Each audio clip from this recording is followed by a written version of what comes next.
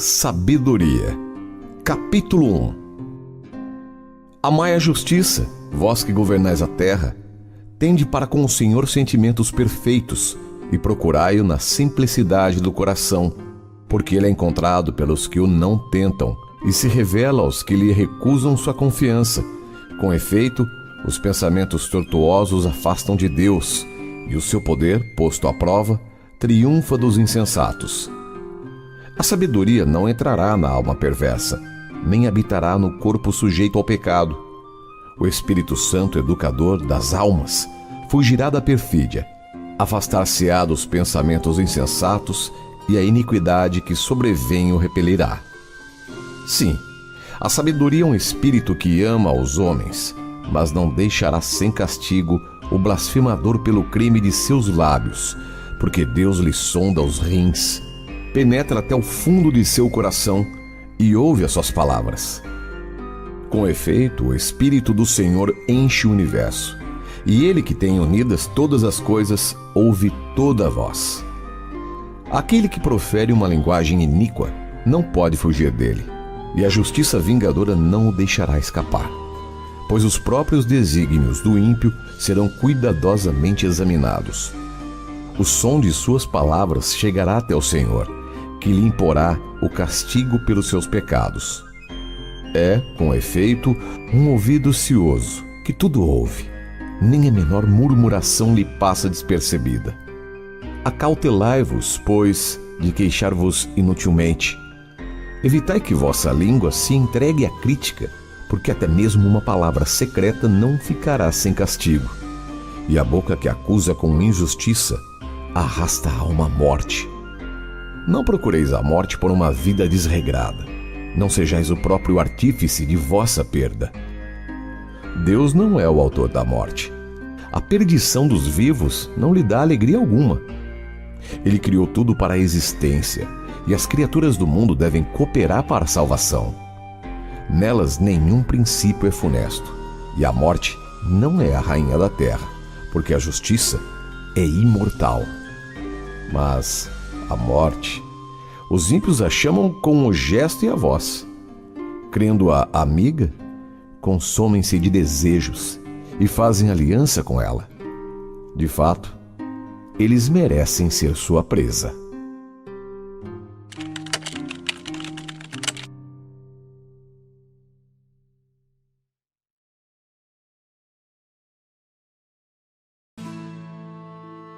Sabedoria.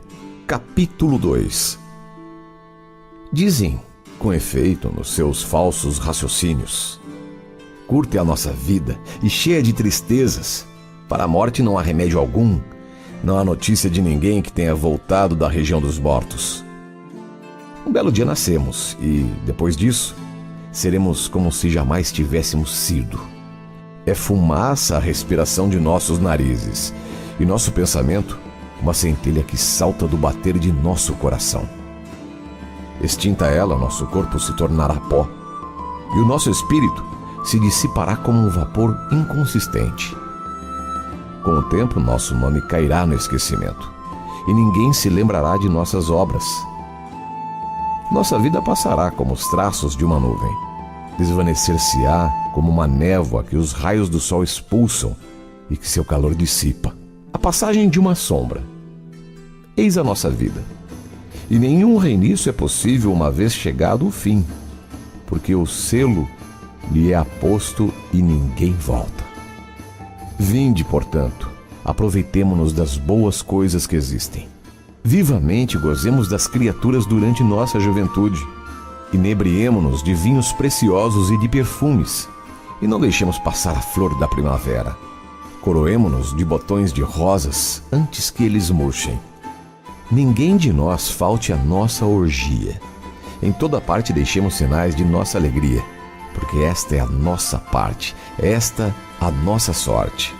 Tiranizemos o justo na sua pobreza. Não poupemos a viúva, e não tenhamos consideração com os cabelos brancos do ancião. Que a nossa força seja o critério do direito, porque o fraco, em verdade, não serve para nada. Cerquemos o justo, porque ele nos incomoda. É contrário às nossas ações. Ele nos censura por violar a lei e nos acusa de contrariar a nossa educação. Ele se gaba de conhecer a Deus e se chama a si mesmo Filho do Senhor. Sua existência é uma censura às nossas ideias. Basta sua vista para nos importunar. Sua vida, com efeito, não se parece com as outras, e os seus caminhos são muito diferentes. Eles nos têm por uma moeda de mau quilate e afasta-se de nossos caminhos como de manchas. Julga feliz a morte do justo e gloria-se de ter Deus por Pai. Vejamos, pois, se suas palavras são verdadeiras e experimentemos o que acontecerá quando da sua morte, porque se o justo é filho de Deus, Deus o defenderá e o tirará das mãos dos seus adversários. Provemo-lo por ultrajes e torturas, a fim de conhecer a sua doçura e estarmos cientes de sua paciência. Condenemo-lo a uma morte infame, porque, conforme ele, Deus deve intervir. Eis o que pensam, mas enganam-se. Sua malícia os cega. Eles desconhecem os segredos de Deus. Não esperam que a santidade seja recompensada e não acreditam na glorificação das almas puras. Ora, Deus criou o homem para a imortalidade e o fez à imagem de sua própria natureza. É por inveja do demônio que a morte entrou no mundo, e os que pertencem ao demônio prová-la-ão.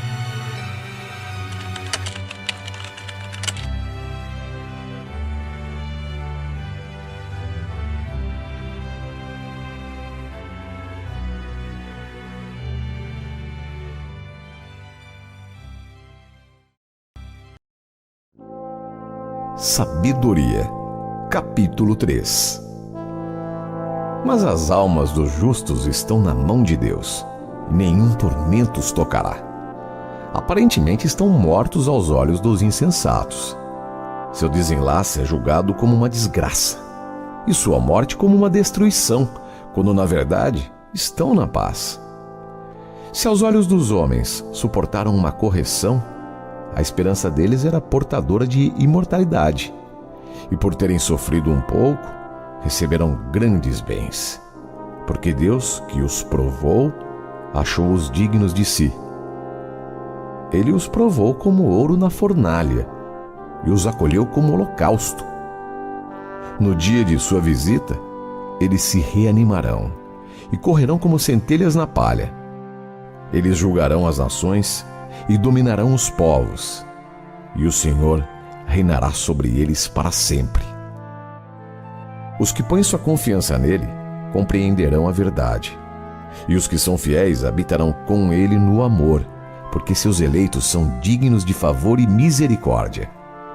Mas os ímpios terão o castigo que merecem seus pensamentos, uma vez que desprezaram o justo e se separaram do Senhor. E desgraçado é aquele que rejeita a sabedoria e a disciplina. A esperança deles é vã, seus sofrimentos sem proveito, e as obras deles inúteis. Suas mulheres são insensatas, e seus filhos malvados. A raça deles é maldita. Feliz a mulher estéril, mas pura de toda mancha, a que não manchou seu tálamo. Ela carregará seu fruto no dia da retribuição das almas. Feliz o eunuco cuja mão não cometeu o mal, que não concebeu iniquidade contra o Senhor, porque ele receberá pela sua fidelidade uma graça de escol, e no templo do Senhor uma parte muito honrosa, porque é esplêndido fruto de bons trabalhos, e a raiz da sabedoria é sempre fértil. Quanto aos filhos dos adúlteros, a nada chegarão, e a raça que descende do pecado será aniquilada. Ainda que vivam muito tempo, serão tidos por nada, e finalmente sua velhice será sem honra.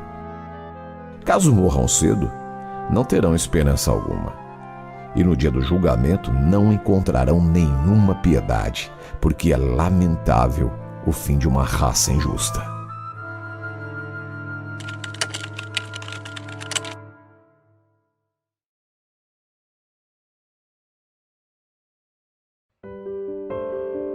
Sabedoria, capítulo 4.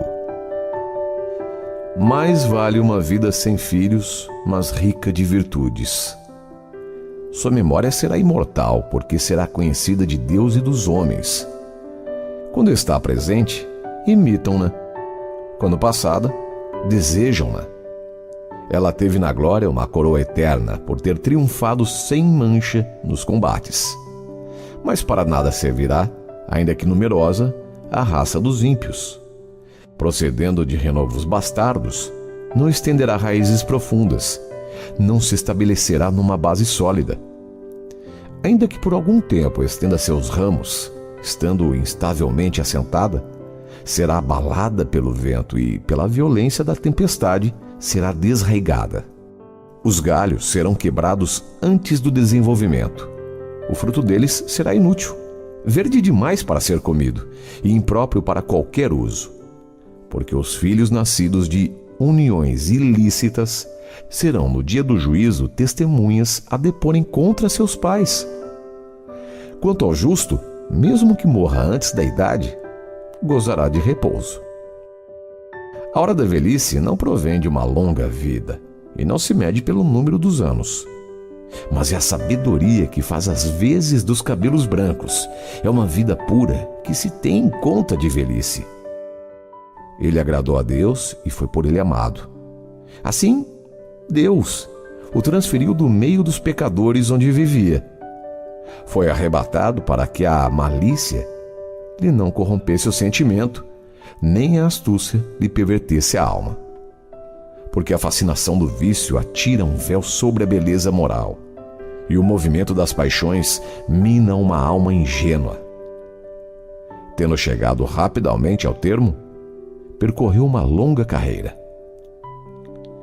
Sua alma era agradável ao Senhor, e é por isso que ele o retirou depressa do meio da perversidade. Os povos que veem esse modo de agir não o compreendem e não refletem nisto. Que o favor de Deus e sua misericórdia são para os seus efeitos e sua assistência está no meio de seus fiéis. O justo, ao morrer, condena os ímpios que sobrevivem, e a juventude, atingindo tão depressa a perfeição, confunde a longa velhice do pecador. Eles verão o fim do sábio, e não compreenderão os desígnios do Senhor a seu respeito, nem porque ele o pôs em segurança.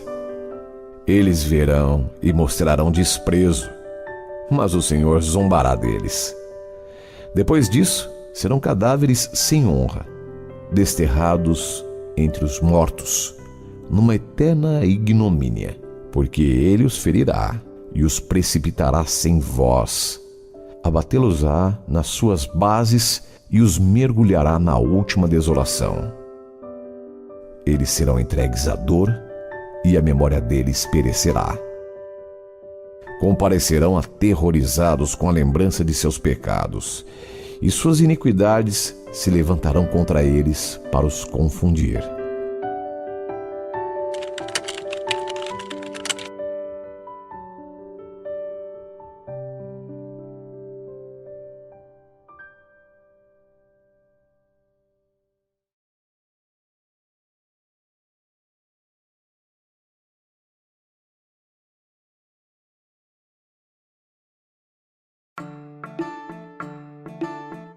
Sabedoria, capítulo 5. Então, com grande confiança, o justo se levantará em face dos que o perseguiram e zombaram dos seus males aqui embaixo. Diante de sua vista, serão presos de grande temor e tomados de assombro ao vê-lo salvo contra sua expectativa. Tocados de arrependimento, dirão entre si, e, gemendo na angústia de sua alma, dirão: Ei-lo aquele de quem outrora escarnecemos, e a quem loucamente cobrimos de insultos. Considerávamos sua vida como uma loucura e sua morte como uma vergonha. Como, pois, é ele do número dos filhos de Deus? E como está seu lugar entre os santos? Portanto, nós nos desgarramos para longe da verdade. A luz da justiça não brilhou para nós e o sol não se levantou sobre nós. nós nos manchamos nas sendas da iniquidade e da perdição. Erramos pelos desertos sem caminhos e não conhecemos o caminho do Senhor. O que ganhamos com o nosso orgulho? O que nos trouxe a riqueza unida à arrogância? Tudo isso desapareceu como sombra, como notícia que passa, como navio que fende a água agitada, sem que se possa reencontrar o rastro de seu itinerário, nem a esteira de sua quilha nas ondas. Como a ave que, atravessando o ar em seu voo, não deixa após si o traço de sua passagem, mas, ferindo o ar com suas penas, fende-o com a impetuosa força do bater de suas asas, atravessa-o e logo nem se nota indício de sua passagem. Como quando uma flecha que é lançada ao alvo, o ar que ela cortou volta imediatamente à sua posição, de modo que não se pode distinguir sua trajetória. Assim, também nós, apenas nascidos, cessamos de ser e não podemos mostrar traço algum de virtude.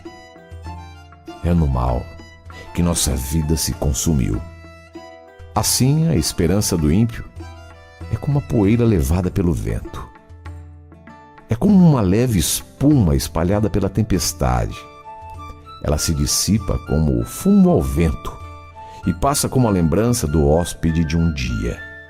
Mas os justos viverão eternamente. Sua recompensa está no Senhor, e o Altíssimo cuidará deles. Por isso receberão a régia coroa de glória e o diadema da beleza da mão do Senhor, porque os cobrirá com sua direita e os protegerá com seu braço. Por armadura tomará seu zelo ocioso e armará as criaturas para se vingar de seus inimigos. Tomará por couraça a justiça e por capacete a integridade no julgamento. Ele se cobrirá com a santidade. Como um impenetrável escudo, afiará o gume de sua ira para lhe servir de espada, e o mundo se reunirá a ele na luta contra os insensatos. Os raios partirão como flechas bem dirigidas, e, como um arco bem distendido, voarão nas nuvens para o alvo. Uma balista fará cair uma pesada saraiva de ira. A água do mar se levantará em turbilhão contra eles, e os rios se arrastarão impetuosamente. O sopro do Todo-Poderoso se insurgirá contra eles, e os dispersará como um furacão. A iniquidade fará de toda a terra um deserto, e a malícia derribará os tronos dos poderosos.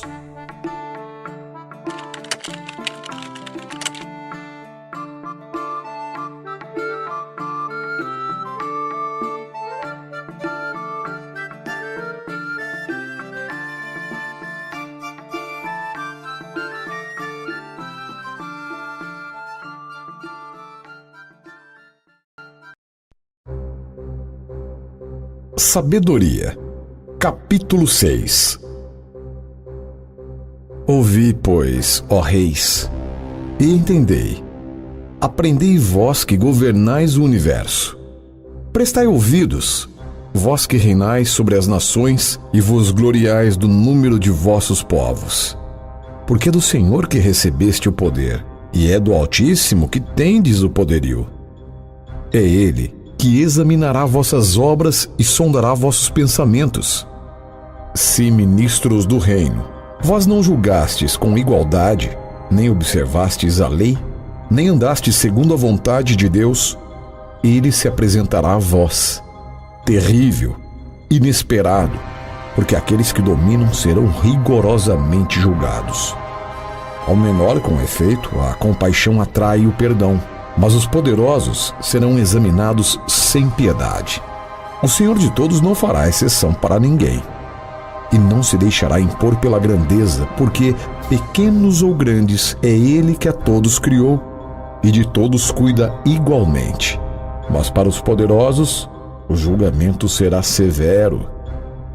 É a vós, pois, ó príncipes, que me dirijo, para que aprendais a sabedoria e não resvaleis. Porque aqueles que santamente observam as santas leis serão santificados, e os que tiverem estudado poderão justificar-se. Anelai, pois, pelas minhas palavras, reclamai-as ardentemente e sereis instruídos. Resplandecente é a sabedoria, e sua beleza é inalterável. Os que a amam descobrem-na facilmente. Os que a procuram encontram-na. Ela antecipa-se aos que a desejam. Quem, para possuí-la, levanta-se de madrugada, não terá trabalho, porque a encontrará sentada à sua porta. Fazê-la objeto de seus pensamentos é prudência perfeita, e quem por ela vigia, em breve não terá mais cuidado. Ela mesmo vai à procura dos que são dignos dela. Ela lhes aparece nos caminhos, cheia de benevolência, e vai ao encontro deles em todos os seus pensamentos, porque verdadeiramente, desde o começo, seu desejo é instruir, e desejar instruir-se é amá-la. Mas amá-la é obedecer às suas leis, e obedecer às suas leis é a garantia da imortalidade. Ora, a imortalidade faz habitar junto de Deus. Assim, o desejo da sabedoria conduz ao reino. Se, pois, cetros e tronos vos agradam, ó vós que governais os povos, honrai a sabedoria e reinareis eternamente. Mas eu vou dizer o que é sabedoria e como ela nasceu. Não vos esconderei os seus mistérios, mas investigá-la-ei até sua mais remota origem. Porei à luz o que dela pôde ser conhecido e não me afastarei da verdade. Não imitarei aquele a quem a inveja consome, porque esse tal não tem nada a ver com a sabedoria. É no grande número de sábios que se encontra a salvação do mundo, e um rei sensato faz a prosperidade de seu povo. Deixai-vos, pois, instruir por minhas palavras, e nelas encontrareis grande proveito.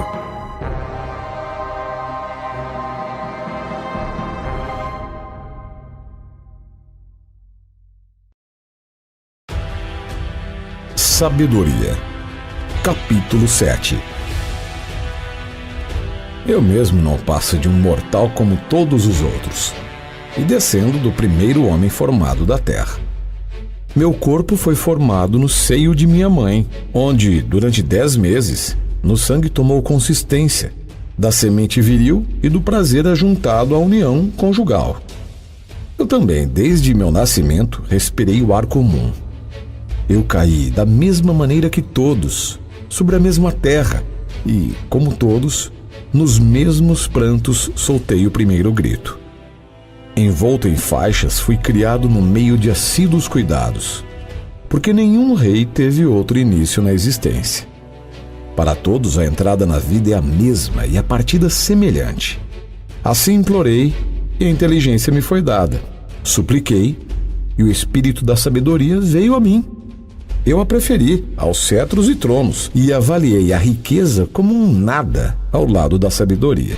Não comparei a ela a pedra preciosa, porque todo o ouro ao lado dela é apenas um pouco de areia, e porque a prata diante dela será tida como lama. Eu a amei mais do que a saúde e a beleza, e gozei dela mais do que a claridade do sol, porque a claridade que dela emana jamais se extingue.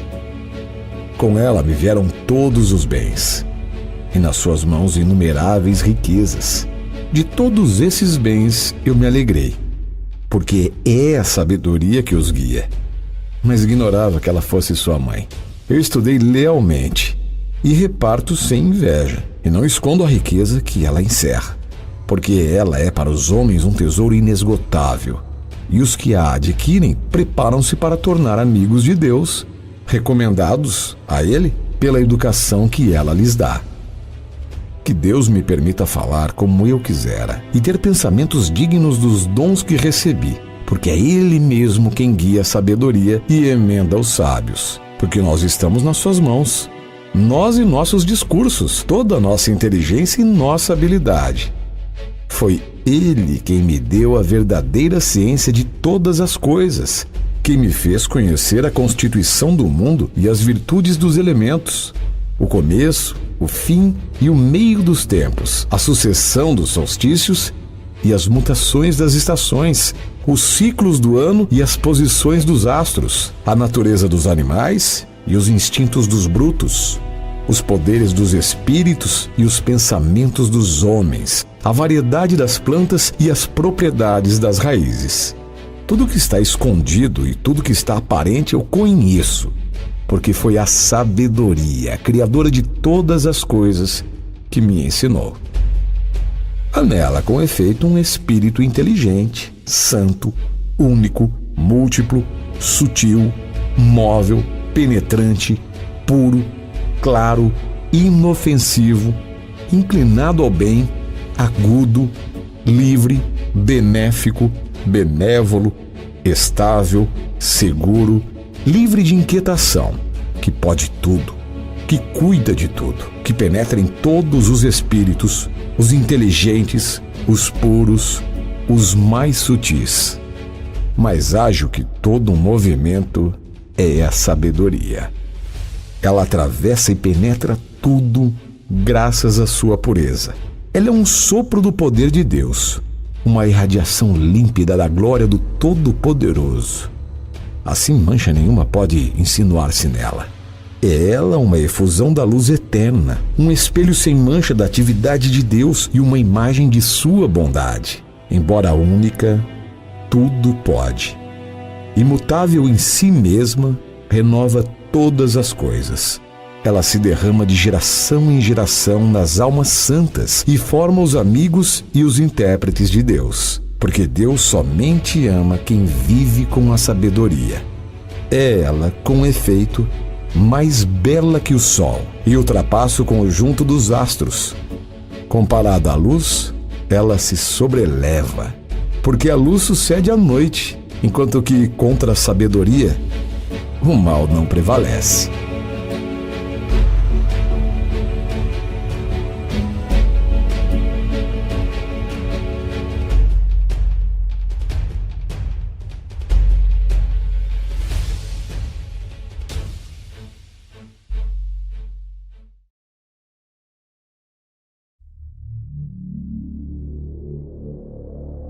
Sabedoria, capítulo 8. Ela estende seu vigor de uma extremidade do mundo à outra e governa todas as coisas com felicidade. Eu a amei e procurei desde minha juventude. Esforcei-me por tê-la por esposa e me enamorei de seus encantos.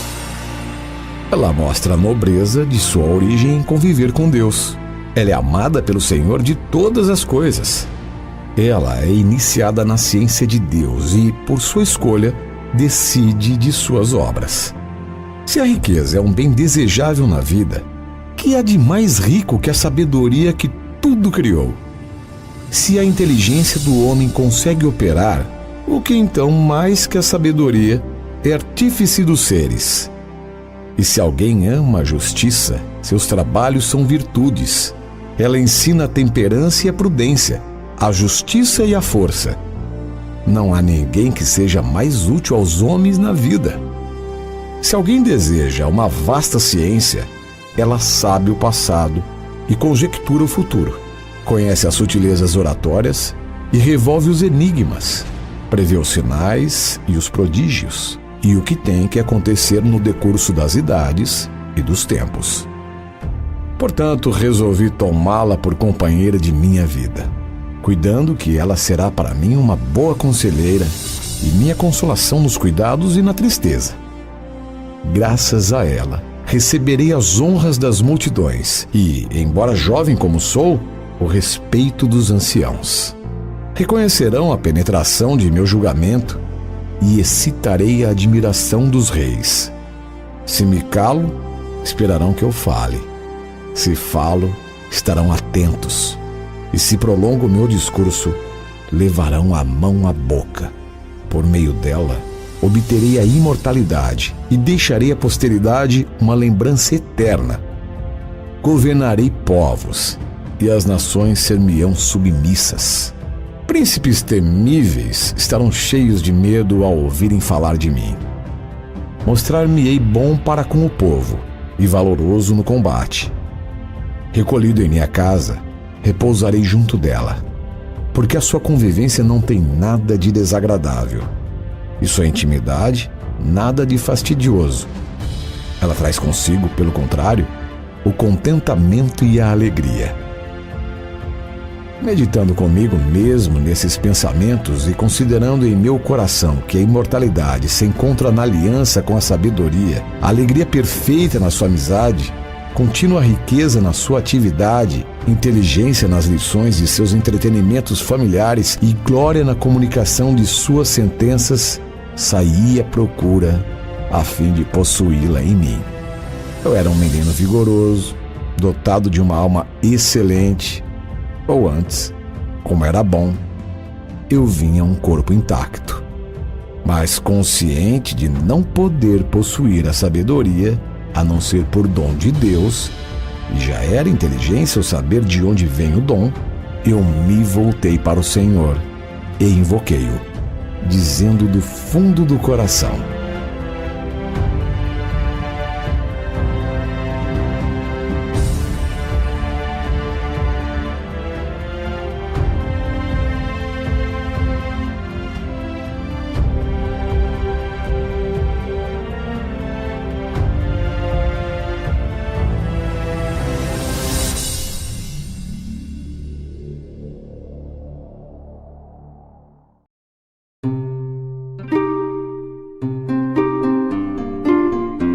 Sabedoria.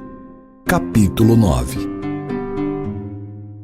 Deus de nossos pais e Senhor de misericórdia, que todas as coisas criastes pela vossa palavra e que por vossa sabedoria formastes o homem para ser o Senhor de todas as vossas criaturas, governar o mundo na santidade e na justiça e proferir seu julgamento na retidão de sua alma. Dai-me a sabedoria que partilha do vosso trono, e não me rejeiteis como indigno de ser um de vossos filhos. Sou com efeito vosso servo e filho de vossa serva, um homem fraco, cuja existência é breve, incapaz de compreender vosso julgamento e vossas leis.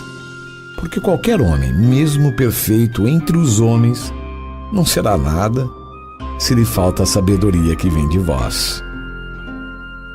Ora, vós me escolhestes para ser rei de vosso povo e juiz de vossos filhos e vossas filhas. Vós me ordenastes construir um templo na vossa montanha santa e um altar na cidade em que habitais, imagem da sagrada habitação que preparastes desde o princípio. Mas ao lado de vós está a sabedoria que conhece vossas obras. Ela estava presente quando fizestes o mundo. Ela sabe o que vos é agradável e o que se conforma às vossas ordens. Fazei-a, pois, descer de vosso santo céu, e enviai-a do trono de vossa glória, para que junto de mim tome parte em meus trabalhos, e para que eu saiba o que vos agrada. Com efeito, ela sabe e conhece todas as coisas. Prudentemente guiará meus passos, e me protegerá no brilho de sua glória. Assim, minhas obras vos serão agradáveis. Governarei vosso povo com justiça, e serei digno do trono de meu Pai. Que homem, pois, pode conhecer os desígnios de Deus e penetrar nas determinações do Senhor? Tímidos são os pensamentos dos mortais, e incertas as nossas concepções. Porque o corpo corruptível torna pesada a alma, e a morada terrestre oprime o espírito carregado de cuidados. Mal podemos compreender o que está sobre a terra. Dificilmente encontramos o que temos ao alcance da mão. Quem, portanto, pode descobrir o que se passa no céu? E quem conhece vossas intenções, se vós não lhe dais a sabedoria, e se do mais alto dos céus vós não lhe enviais vosso Espírito Santo? Assim se tornaram direitas as veredas dos que estão na terra. Os homens aprenderam as coisas que vos agradam, e pela sabedoria foram salvos.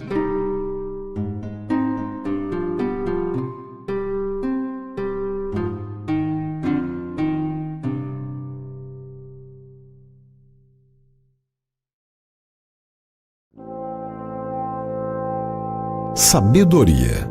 Capítulo 10. O primeiro homem, o pai do mundo, que foi criado sozinho, foi a sabedoria que cuidou dele. Tirou-o de seu próprio pecado e deu-lhe o poder de reinar sobre todas as coisas. E porque o perverso, na sua ira, dela se afastou, pereceu depois de seu furor fraticida. E estando a terra submersa por causa dele, pelo dilúvio, a sabedoria de novo salvou, conduzindo o justo num lenho sem valor.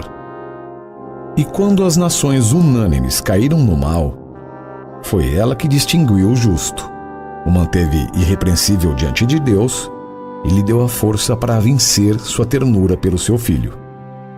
Foi ela que, quando do aniquilamento dos ímpios, salvou o justo, subtraindo-o ao fogo que descera sobre a Pentápole, cuja perversidade, ainda no presente, é testemunhada por uma terra fumegante e deserta, onde as árvores carregam frutos incapazes de amadurecer e onde está erigida uma coluna de sal, memorial de uma alma incrédula. Porque aqueles que desprezaram a sabedoria não somente se prejudicaram em ignorar o bem, mas ainda deixaram aos homens um testemunho de sua loucura, para que seus pecados não fossem esquecidos. Quanto aos que a honram, a sabedoria os liberta de sofrimentos. Foi ela que guiou por caminhos retos o justo que fugia à ira de seu irmão. Mostrou-lhe o reino de Deus e deu-lhe o conhecimento das coisas santas. Ajudou-o nos seus trabalhos e fez frutificar seus esforços. Cuidou dele contra a ave dos opressores e o fez conquistar riquezas. Ela o protegeu contra seus inimigos e o defendeu dos que lhe armavam ciladas. E no duro combate deu-lhe vitória, a fim de que ele soubesse quanto a piedade é mais forte que tudo. Ela não abandonou o justo vendido, mas preservou-o do pecado. Desceu com ele à prisão e não o abandonou nas suas cadeias, até que lhe trouxe o cetro do reino e o poder sobre os que tinham oprimido. Revelou-lhe a mentira de seus acusadores e conferiu-lhe uma glória eterna. Foi ela que livrou das nações que o tiranizavam, o povo santo e a raça irrepreensível. Entrou na alma do servo de Deus e se opôs, com sinais e prodígios, a reis temíveis. Deu aos santos o galardão de seus trabalhos. Conduziu-os por um caminho miraculoso. Durante o dia serviu-lhes de proteção e deu-lhe a luz dos astros durante a noite.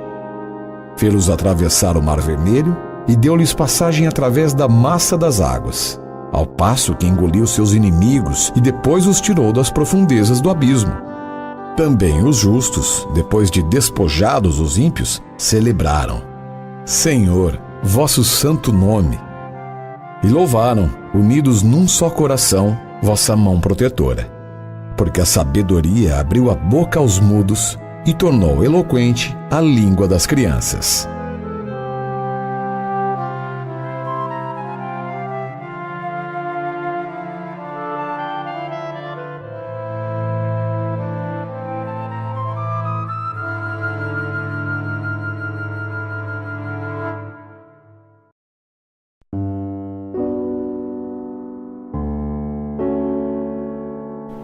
Sabedoria, capítulo 11.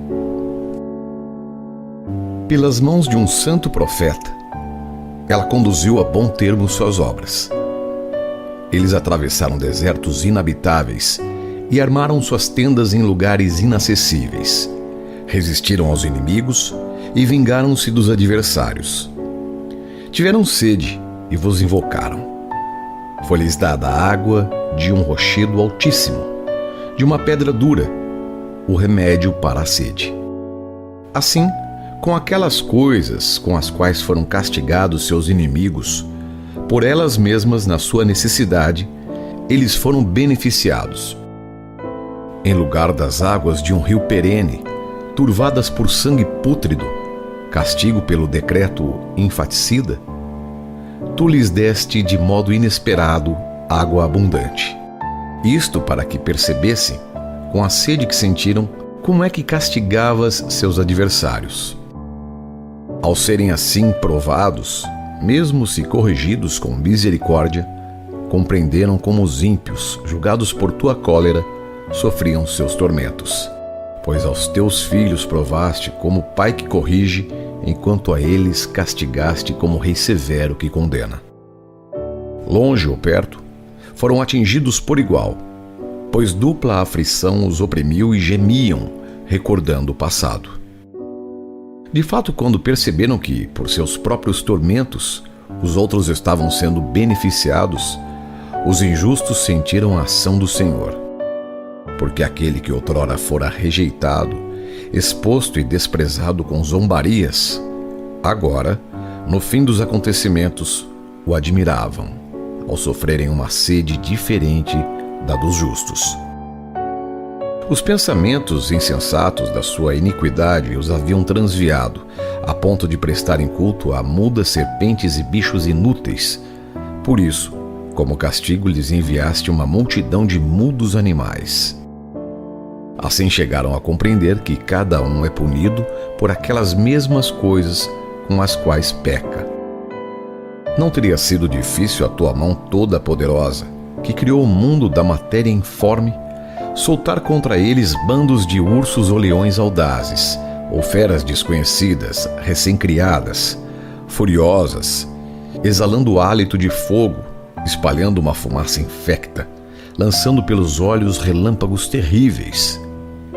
Animais capazes de aniquilá-los não apenas com seu malefício, mas de matá-los já com seu aspecto aterrador. Aliás, mesmo sem essas feras, eles poderiam sucumbir com um único sopro, perseguidos pela justiça e varridos pela força do teu poder. Entretanto, tudo o dispuseste com medida, número e peso. Só tu podes desdobrar sempre teu grande poder. Quem, pois, poderia resistir à força do teu braço? O mundo inteiro, diante de ti, é como um pequenino peso na balança, como uma gota do orvalho da manhã que cai sobre a terra. Entretanto, de todos tens compaixão, porque tudo podes, e fecha os olhos aos pecados dos mortais, para que se arrependam. Sim, amas tudo o que existe e não desprezas nada do que fizeste, porque se odiasses alguma coisa, não a terias criado. Da mesma forma, como poderia alguma coisa substituir se não a tivesse querido? Ou como poderia ser mantida na existência se por ti não tivesse sido chamada?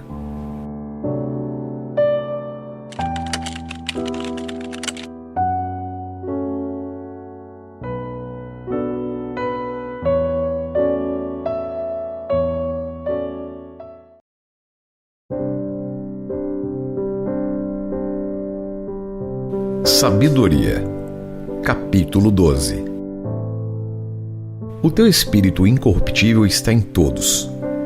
É por isso que corriges com carinho os que erram e os repreendes, lembrando-lhes seus pecados, para que se afastem do mal e creiam em ti, Senhor. Quanto aos antigos habitantes da tua casa-terra, tu os odiaste por causa de seus atos detestáveis, obras de feitiçaria e sacrifícios ímpios, assassinatos impiedosos de crianças e banquetes canibalescos de vísceras e sangue humano. A esses iniciados em mistérios no meio de orgias, pais que matavam seus filhinhos indefesos, tu os quiseste destruir pela mão de nossos pais. E assim era a tua terra, predileta entre todas, recebeu uma digna migração de filhos de Deus. Mas, como também aqueles eram seres humanos, tu os trataste com indulgência, mandando-lhes vespas, como precursoras do teu exército, com a missão de eliminá-los pouco a pouco. Não porque fosses incapaz de entregar os ímpios às mãos dos justos numa batalha, ou de exterminá-los de um só golpe, por meio de animais ferozes ou uma palavra destruidora.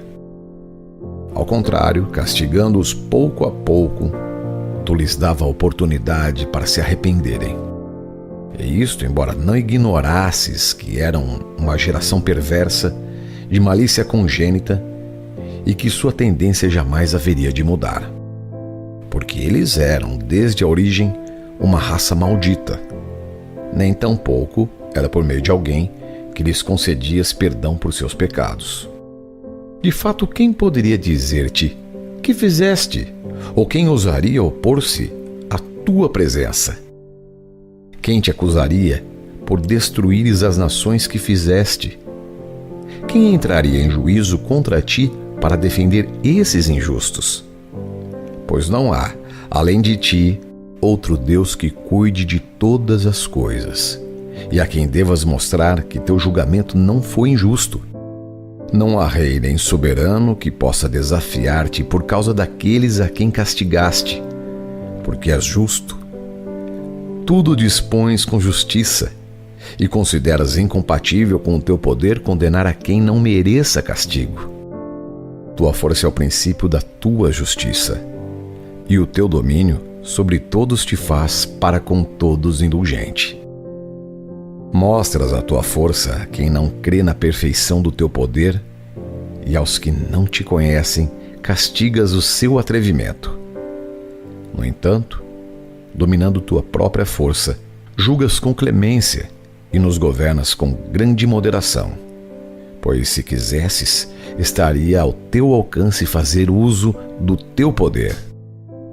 Assim procedendo, ensinaste ao teu povo que o justo deve ser humano, e a teus filhos deste confortadora esperança de que, depois dos pecados, concedes o arrependimento. Se aos inimigos dos teus servos, merecedores de morte, puniste com tanta brandura e indulgência e lhes deste tempo e lugar para se afastarem da maldade, com que cuidado julgaste teus filhos, a cujos pais concedeste juramentos e alianças de tão belas promessas. Assim, pois, enquanto nos ministras a correção, castiga nossos inimigos de muitas maneiras, para que, quando julgarmos, nos lembremos da tua bondade e, ao sermos julgados, esperemos a tua misericórdia. Eis porque atormentaste, através de suas próprias abominações, os que levavam, na sua insensatez, uma vida injusta. Eles se desviaram tão longe nos caminhos do erro que consideravam deuses os mais vis dentre os repugnantes animais, deixando-se enganar como crianças sem juízo. Por isso, como as crianças sem juízo, enviaste o castigo da zombaria. Mas aos que, nem com essas punições escaminhas, não se emendaram, experimentarão julgamento digno de Deus. Exasperados pelos sofrimentos causados por aqueles animais que eles mesmos haviam considerado deuses e vendo que por eles eram exterminados, reconheceram como Deus verdadeiro aquele a quem antes havia recusado conhecer. Por isso, chegou para eles o fim da condenação.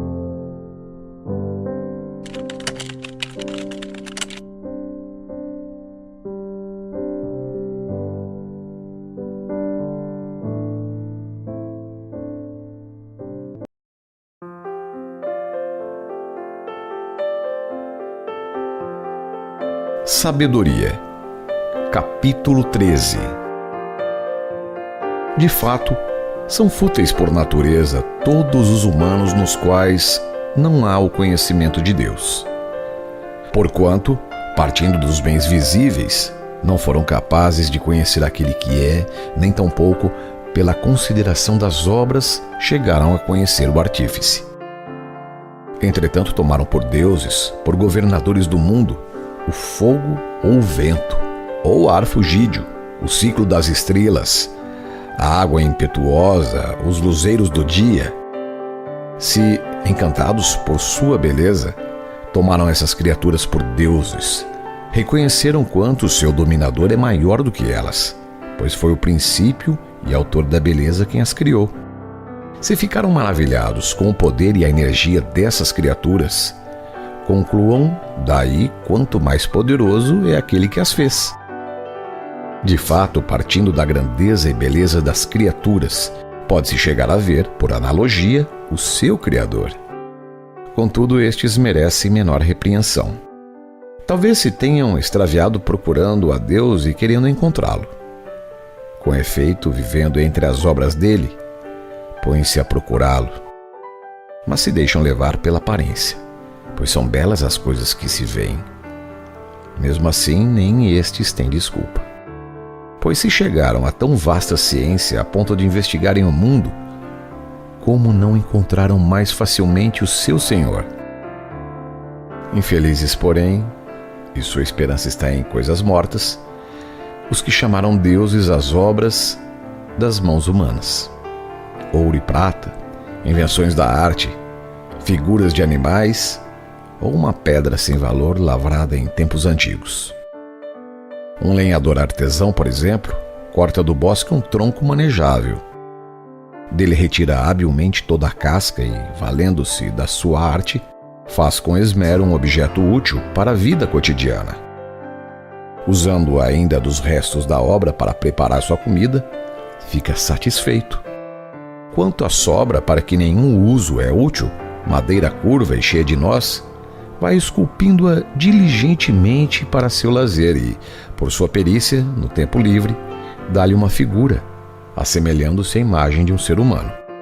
Ou então dá-lhe a aparência de algum asqueroso animal, passa-lhe vermelhão, dá-lhe com a tinta uma cor avermelhada e encobre todos os defeitos que nela havia. Prepara-lhe então uma digna morada, colocando-a na parede e afixando-a com ferro. Toma precauções ainda para que não caia, pois bem sabe que ela não pode ajudar-se. É uma imagem e precisa de ajuda. Agora, fazendo-lhe promessas a respeito de seus bens, casamento e filhos, não se envergonha de falar com aquilo que não tem alma, e pela saúde roga a quem é enfermo. Pela vida suplica a quem é morto. Para auxílio invoca uma coisa totalmente inútil. Pela viagem pede aquilo que nem pode andar e, quanto à compra e uso, e o bom êxito dos empreendimentos, pede ajuda àquilo que não tem capacidade nenhuma em suas mãos.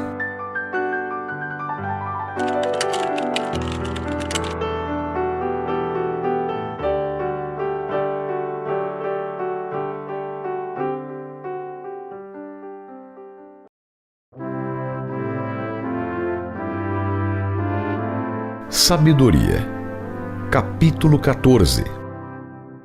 Outro que se dispõe a navegar, ao começar a viagem por ondas impetuosas, invoca um pedaço de lenha mais frágil do que o lenho que o transporta.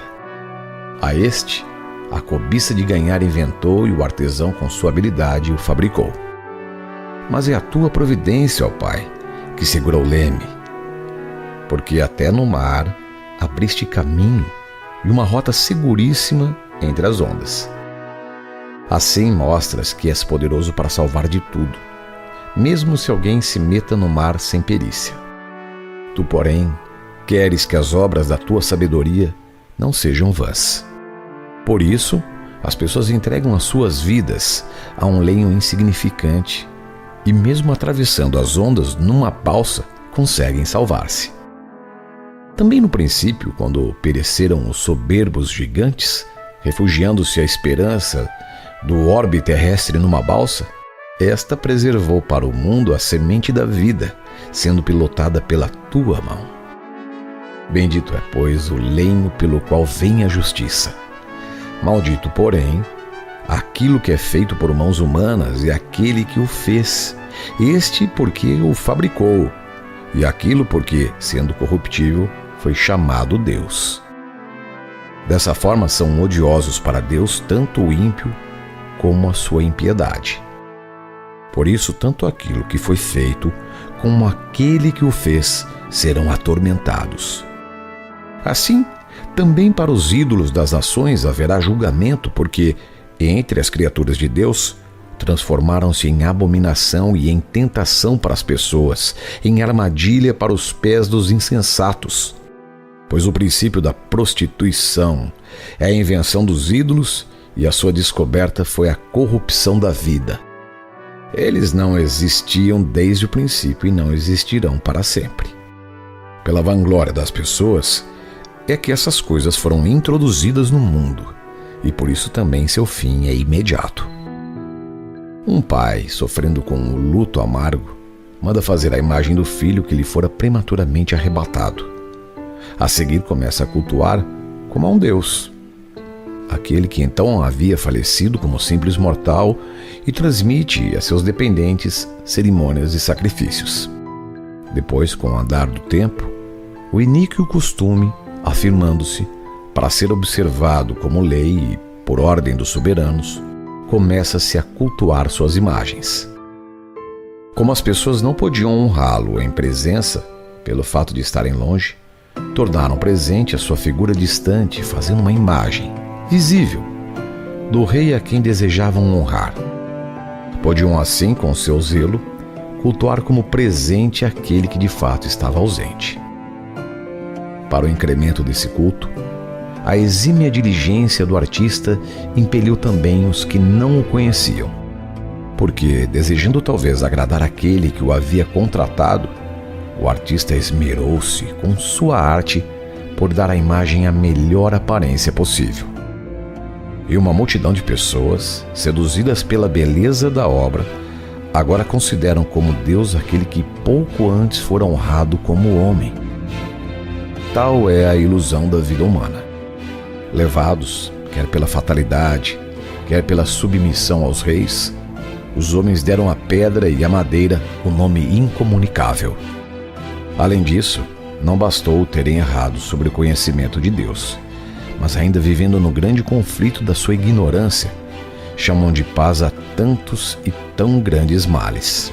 Porque, ou sacrificando os próprios filhos, ou fazendo sacrifícios obscuros, ou entregando-se vigílias cheias de loucuras, de ritos estranhos, já não conservam puros nem a vida nem o casamento. Mas um mata o outro a traição, ou o ultraja com o adultério. E tudo está interligado: sangue e homicídio, furto e mentira, corrupção e infidelidade, perturbação e perjúrio, inversão de valores, esquecimento dos benefícios, corrupção das almas, perversão sexual, desordem nos casamentos, adultério e falta de pudor. Pois o culto dos ídolos inomináveis é o princípio, a causa e o fim de todo o mal.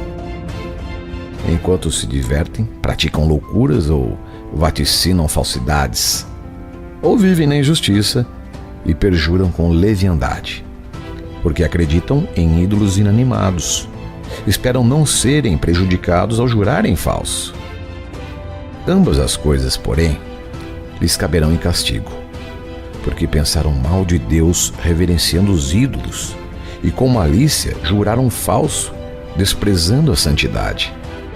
Pois não é o poder daqueles por quem juraram, mas a pena devida aos pecadores que persegue sempre a transgressão dos injustos.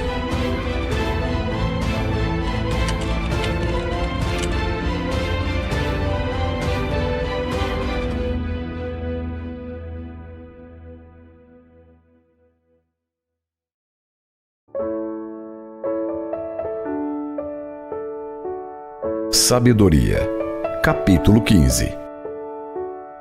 Mas tu, ó nosso Deus, és bom e verdadeiro. És paciente e tudo governas com misericórdia. Mesmo pecando, somos teus, pois acatamos o teu poder, mas não pecaremos, sabendo que somos contados como teus. Conhecer-te é a justiça perfeita, e acatar teu poder é a raiz da imortalidade. Pois não fomos seduzidos pelas invenções da perversa arte humana, nem pelo trabalho estéril dos pintores com suas figuras lambuzadas de diversas cores, cuja vista desperta a paixão dos insensatos e os faz amar a forma inanimada de uma imagem morta. Esses amantes do mal merecem confiar em tais coisas, tanto os que fabricam como os que as amam e adoram. Mas também o oleiro, amassando com esforço a argila, forma toda espécie de utensílios para nossos usos. Do mesmo barro molda os que servem para usos nobres e outros para usos contrários, tudo de maneira semelhante. O próprio oleiro é juiz do uso que deve ter cada um desses utensílios. Depois, com ímpio trabalho, do mesmo barro molda um Deus falso, ele que pouco antes fora feito da terra e dentro em pouco será reduzido a ela, de onde veio, quando se lhe pedir de volta a vida emprestada. Sua preocupação, porém, não é a que vai sofrer, nem de que sua vida é breve, mas rivaliza com os ourives e os que trabalham a prata e imita os que trabalham o bronze, pondo sua glória em fabricar equívocos. Seu coração é cinza, sua esperança uma terra vil, e sua vida é mais desprezível que o barro, pois ignora aquele que o plasmou, que nele inspirou uma alma ativa e nele insuflou o espírito que faz viver. Chega a considerar nossa vida um jogo e nossas atividades como voltadas para o lucro. Por isso diz que se deve tirar proveito de tudo, até do mal. Bem sabe que peca, mais do que todos, aquele que, de matéria argilosa, fabrica frágeis vasos e imagens esculpidas. São, pois, todos insensatos e infelizes, mais que a alma de uma criança incapaz de falar, esses inimigos do teu povo, que na sua prepotência o oprimem, pois transformaram em deuses todos os ídolos das nações, os quais nem podem servir-se dos olhos para ver, nem das narinas para aspirar o ar, nem dos ouvidos para ouvir, nem dos dedos da mão para apalpar, e até seus pés são preguiçosos para andar. Porquanto foi um ser humano que os fez, e os modelou aquele que tem o espírito emprestado. Ora, nenhum homem pode modelar um Deus à sua semelhança, porque sendo mortal, forja com suas mãos iníquas um morto. De fato, ele é melhor do que aqueles aos quais cultua, porquanto pelo menos vive, mesmo sendo mortal, ao passo que aqueles nunca viverão. No entanto, adoram até os mais vis animais, os quais, quanto à bruteza, comparados aos outros, são ainda piores. Nada de belo neles se encontra, que se pudesse desejar, como acontece na forma exterior dos animais. De certo modo, fugiram ao louvor e à bênção de Deus.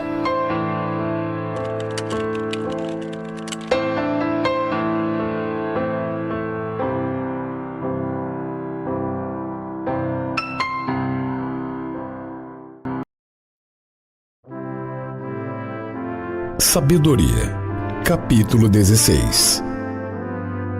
Por isso foram justamente castigados por animais dessa espécie e atormentados por uma multidão de animais. Em vez de feri-lo assim, vós favoreceis vosso povo, satisfazendo por um alimento surpreendente o ardor de seu apetite e oferecendo-lhe por alimento codornizes, de tal modo que aqueles, malgrado sua fome, diante do aspecto hediondo de animais enviados contra eles, experimentaram a náusea. Estes, após uma curta privação, receberam um alimento maravilhoso, pois era preciso que os primeiros, os opressores, fossem oprimidos por uma inexorável fome, e que aos outros fossem apenas mostrados os tormentos suportados por seus inimigos. Efetivamente, quando o cruel furor dos animais os atingiu também, e quando pareceram com a mordedura de sinuosas serpentes, vossa cólera não durou até o fim. Foram por pouco tempo atormentados para sua correção. Eles possuíram um sinal de salvação que lhes lembrava o preceito de vossa lei, e quem se voltava para ele era salvo, não em vista do objeto que olhava, mas por vós, Senhor, que sois o Salvador de todos. Com isso mostráveis a vossos inimigos que sois vós que livrais de todo o mal. Quanto a eles, as mordeduras dos gafanhotos e das moscas os matavam, e não se encontrou remédio para salvar sua vida, porque mereciam ser castigados por tais instrumentos.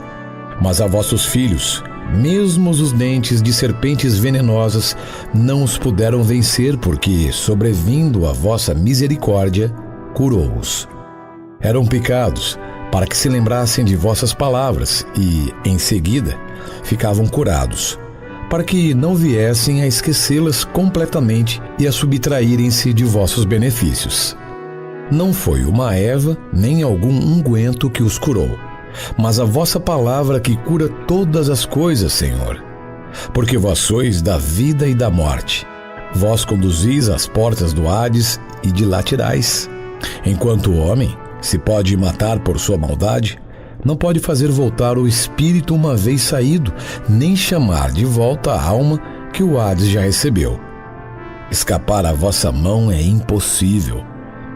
E os ímpios, que se recusaram conhecer-vos, foram fustigados pela força de vosso braço, perseguidos por chuvas extraordinárias, saraivas e implacáveis tempestades, e consumidos pelo fogo dos raios. O que havia de mais admirável ainda é que, na água que tudo extingue, o fogo tomava mais violência, porque o universo toma a defesa dos justos. Ora, a chama temperava seu ardor para não queimar os animais enviados contra os ímpios, para que estes se apercebessem e reconhecessem que eram perseguidos pelo julgamento de Deus. Ora, excedendo sua força habitual, o fogo ardia mesmo no meio da água para destruir os frutos de uma terra iníqua. Mas, pelo contrário, foi com o alimento dos anjos que alimentastes vosso povo. E foi do céu que, sem fadiga, vós lhe enviastes um pão já preparado, contendo em si todas as delícias e adaptando-se a todos os gostos.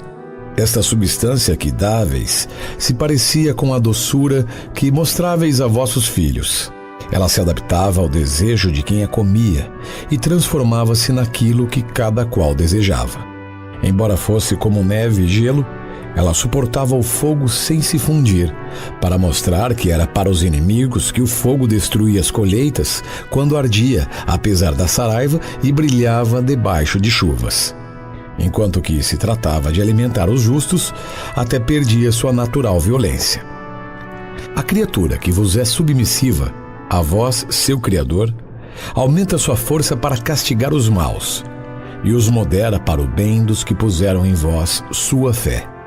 Do mesmo modo, transformada em tudo que se queria, servia à vossa generosidade, que a todos alimenta, segundo a vontade dos que dela tinham necessidade, para que os filhos que vós amais, Senhor, aprendessem que não são os frutos da terra que alimentam o homem, mas é vossa palavra que conserva em vida aqueles que creem em vós.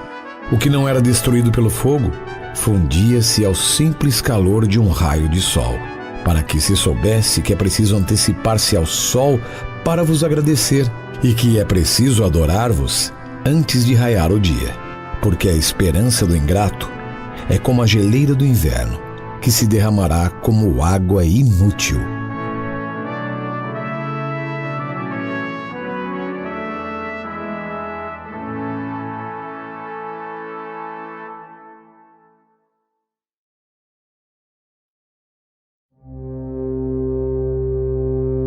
Sabedoria, capítulo 17. Em verdade, grandes e impenetráveis são vossos juízos, Senhor. Por isso as almas grosseiras caíram no erro.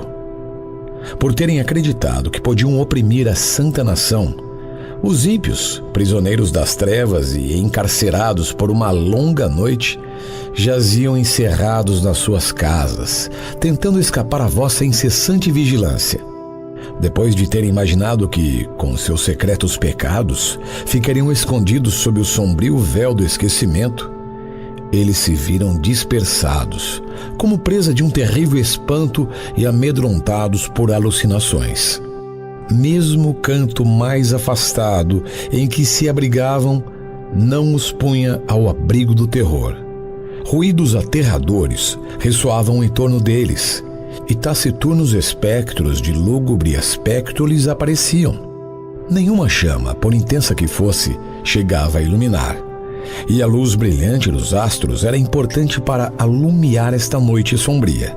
Mas aparecia-lhes de súbito nada mais que uma chama aterradora, e tomados de terror por esta visão fugitiva, julgavam estas aparições mais terríveis ainda. A arte dos mágicos se mostrou ilusória, e esta sabedoria, a que eles pretendiam, evidenciou-se vergonhosamente como falsidade.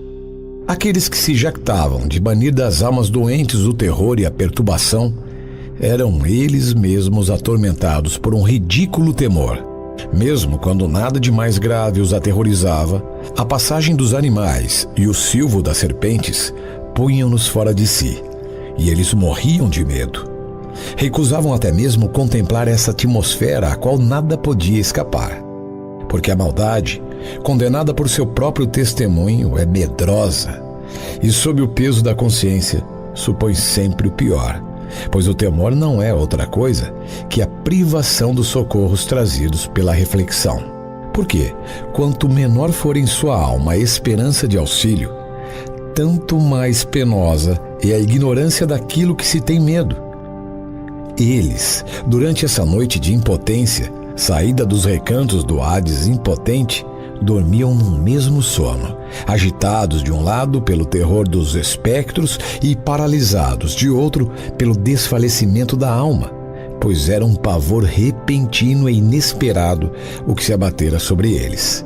E todo aquele que caía sem força ficava como que preso e encerrado num cárcere sem ferros. Fosse ele camponês ou pastor, ou o operário que se afadiga sozinho no seu trabalho, uma vez surpreendido, tinha de suportar a inevitável necessidade, porque todos estavam ligados por uma mesma cadeia de trevas.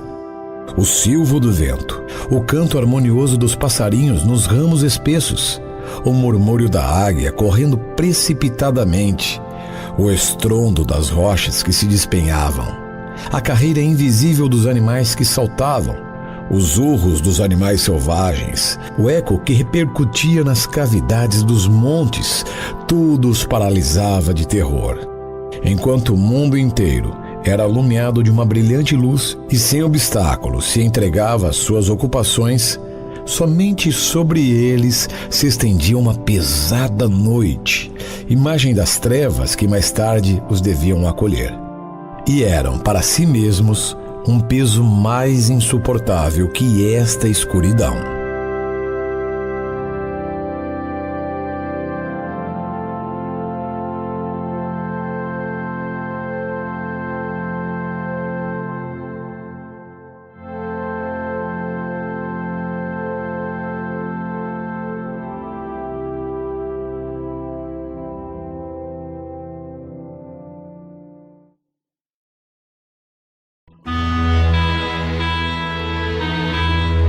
Sabedoria, capítulo 18. Contudo, para vossos santos havia uma luz brilhantíssima. Sem verem seus semblantes, os outros ouviam-lhe a voz e julgavam-nos felizes por não sofrerem os mesmos tormentos. Davam-lhe graças porque não se vingavam dos maus tratos suportados e pediam-lhes perdão de sua inimizade. Pelo contrário, vós destes uma coluna luminosa para guiá-los na sua marcha para o desconhecido, como um sol que, sem incomodá-los, alumiava seu glorioso êxodo. Mas eles bem mereciam ser privados da luz e aprisionados nas trevas. Eles que tinham encerrado em prisões os vossos filhos, através dos quais a incorruptível luz da lei se devia comunicar ao mundo. Também tinham resolvido levar à morte os filhos dos santos. Mas um deles foi exposto e salvo, e para puni-los fizestes parecer em multidão os seus filhos, e todos juntos vós os aniquilastes na profundeza das águas. Esta mesma noite tinha sido conhecida de antemão por nossos pais, para que, conhecendo bem em que juramentos confiavam, ficassem cheios de coragem. Assim, vosso povo esperava tanto a salvação dos justos como a perdição dos ímpios. E pelo mesmo fato de terdes destruído nossos inimigos, vós nos convidastes a ser vossos e nos honrastes. Por isso, os santos filhos dos justos ofereciam secretamente um sacrifício, de comum acordo estabeleciam um pacto divino, que os santos participariam dos mesmos bens e correriam os mesmos perigos, e entoavam já os hinos de seus pais, quando se elevaram os gritos confusos dos inimigos e se espalharam as lamentações dos que choravam seus filhos. Uma mesma sentença feria o escravo e o senhor. o homem do povo sofria o mesmo castigo que o rei. Todos igualmente tinham um número incalculável de mortos abatidos da mesma maneira. Os sobreviventes não eram suficientes para sepultá-los, porque num instante sua melhor geração era exterminada. Depois de terem permanecido incrédulos por causa de seus sortilégios, reconheceram, vendo morrer seus primogênitos, que esse povo era verdadeiramente filho de Deus. Porque, quando um profundo silêncio envolvia todas as coisas e a noite chegava ao meio de seu curso, vossa palavra, toda poderosa, desceu dos céus e do trono real, e qual o implacável guerreiro, arremessou-se sobre a terra condenada à ruína. De pé, ela tudo encheu de morte, e pisando a terra tocava os céus. No mesmo instante, visões e sonhos terríveis os perturbaram, e temores inesperados os assaltaram. Tombando aqui e acolá, semi-mortos, revelavam a causa da morte que os atingia. Porque os sonhos que os tinham agitado tinham nos informado antecipadamente para que eles não perecessem sem conhecer a causa de sua desgraça. Verdade é que a prova da morte feriu também os justos, e numerosos foram os que ela bateu no deserto. Mas a ira de Deus não durou muito tempo, porque um homem irrepreensível se apressou a tomar sua defesa, servindo-se das armas de seu ministério pessoal, a oração e o sacrifício expiatório do incenso. Opôs-se à ira e pôs fim ao flagelo, mostrando que era vosso servo. Dominou a revolta, não pela força física, nem pela força das armas, mas pela sua palavra deteve aquele que castigava, relembrando-lhe os juramentos feitos aos antepassados e a aliança estabelecida. Já os mortos se amontoavam uns sobre os outros quando ele interveio, deteve a cólera e afastou-a dos vivos. Na sua longa vestimenta estava representado o universo inteiro. Nas 4 fileiras de pedras, os nomes gloriosos dos patriarcas, e no diadema de sua cabeça, vossa majestade. Diante destas coisas, cedeu o exterminador, e foi diante destas coisas que retrocedeu, porque a simples demonstração de vossa ira era suficiente.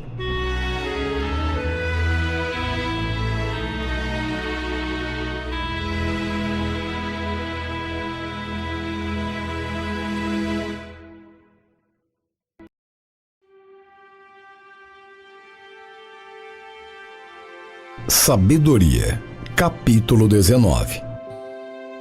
Quanto aos ímpios, inexorável foi a ira que os perseguiu até o fim, porque Deus previa o que eles haveriam de fazer. Isto é, depois de terem deixado partir os justos, instando mesmo que fossem embora, mudariam de opinião e os perseguiriam. Na verdade, eles estavam ainda enlutados e gemiam ainda sobre a tumba de seus mortos, quando loucamente tomaram outra resolução e perseguiram, como a fugitivos, aqueles aos quais tinham rogado que partissem. Um merecido destino os impelia a esse proceder extremo e os atirava no ouvido dos acontecimentos passados para que sofressem, em meio a tormentos, um castigo completo e fossem feridos de uma morte insólita, enquanto o vosso povo tentava uma extraordinária passagem. É que toda a criação, obedecendo a vossas ordens, foi remodelada em sua natureza para que vossos filhos fossem conservados ilesos. Foi vista uma nuvem cobrir o acampamento e a terra seca surgir do que tinha sido água, um caminho viável formar-se no Mar Vermelho e um campo verdejante emergir das ondas impetuosas. Por aí passou toda ela, a nação dos que vossa mão protegia e que viram singulares prodígios. Iam como cavalos conduzidos à pastagem e saltavam como cordeiros, glorificando a vós, Senhor, seu libertador. Porque eles se lembravam ainda do que tinha acontecido na terra estrangeira, como a terra, contrariando a geração dos vivos, tinha produzido moscas, e como o rio, em lugar de peixes, tinha lançado fora uma multidão de rãs. Mais tarde, viram ainda nascer uma nova espécie de pássaros, quando, premidos pela cobiça, pediram manjares delicados, porquanto, para satisfazê-los, codornizes subiram do mar. Os castigos não surpreenderam os pecadores, sem que fossem antes advertidos pela violência dos raios. Suportavam justamente o castigo de sua própria maldade, porque tinham mostrado excessivo ódio pelo estrangeiro. Houve muitos que não quiseram receber hóspedes desconhecidos, mas estes reduziram à escravidão hóspedes que tinham sido benfeitores. E isso não é tudo. Haverá algo a mais que um castigo qualquer para aqueles que acolheram mal os estrangeiros. Mas estes, a princípio, receberam bem seus hóspedes e concederam-lhes a participação em seus direitos. Em seguida, eles os encheram de males. Do mesmo modo, foram feridos de cegueira, como aqueles homens às portas do justo, quando envolvidos por uma profunda escuridão, procuravam cada um de seu lado o caminho para suas casas. Assim, os elementos mudavam suas propriedades entre si, como na harpa os sons mudam de ritmo, conservando a mesma tonalidade. É o que se pode verificar perfeitamente quando se consideram estes acontecimentos. Os seres terrestres tornavam-se aquáticos. Os que nadam passavam à terra. O fogo era mais violento debaixo da chuva, e a água esquecia a propriedade que tem de extingui-lo. Além disso, as chamas não ofendiam as carnes dos frágeis animais que as atravessavam, e não lhe que faziam esse alimento celeste, semelhante ao gelo e inteiramente capaz de se derreter. É que em tudo, Senhor, engrandecestes e glorificastes vosso povo, e não deixastes de assisti-lo em todo tempo e em todo lugar.